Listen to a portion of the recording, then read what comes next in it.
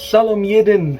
This week's Parsha is Parsha Shemini, and in this week's Parsha it talks a lot about the different laws regarding kosher animals. It talks about the grand opening of the Mishkan, and of course it talks about the death of Nadav and Avihu. Now, what did they do that was so bad that they deserved death by fire in front of Hashem? What they did was they brought their own fire and their own ketoreth into the Mishkan. Now, Hashem didn't command them to do it. Aaron, Moshe didn't command them to do it. They did it by themselves.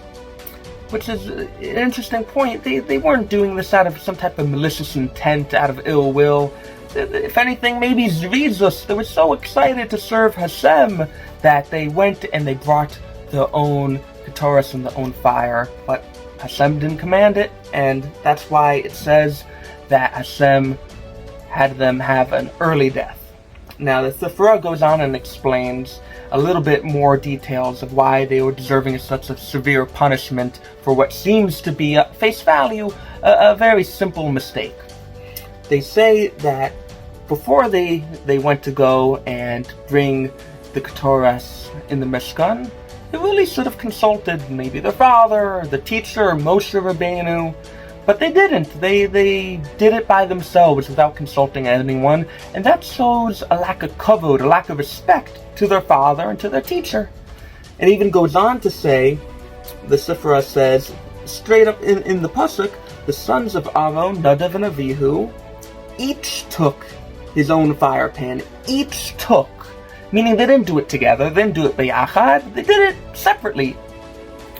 It begs the question how maybe if they did one and not the other, maybe if they brought their own alien fire, they brought their own Ketorah, but they did it b'yachad, they did it together, maybe they wouldn't deserve death. It's one of those things where we will never know, but it shines a really beautiful point how as Jews, as members of Klal Yisrael, we're one big family. Hashem is our Father in heaven, Abba B'Shamayim, and nothing makes a parent more happy than seeing his children get along. Nothing else. Even when we had the Tower of Babel and they were trying to build a tower to go up to Shemayim and kill Hashem, such a chutzpahdik thing to do, such an absurd thing to do. And what did Hashem do? Hashem didn't kill them. Hashem dispersed them throughout the land, and he changed the language. And the reason he didn't kill them, because even though they're doing such an absurd chutzpah thing, they did it b'yachad. They did it with pure togetherness. So, from Nadav and Avihu's sacrifice, we should all learn the power of being together as Yidden, as brothers and sisters, as members of Klal Yisrael. May we all see Mashiach very soon and be having the most grand family reunion in Eretz Yisrael. Everyone have a great Shabbat and stay inspired.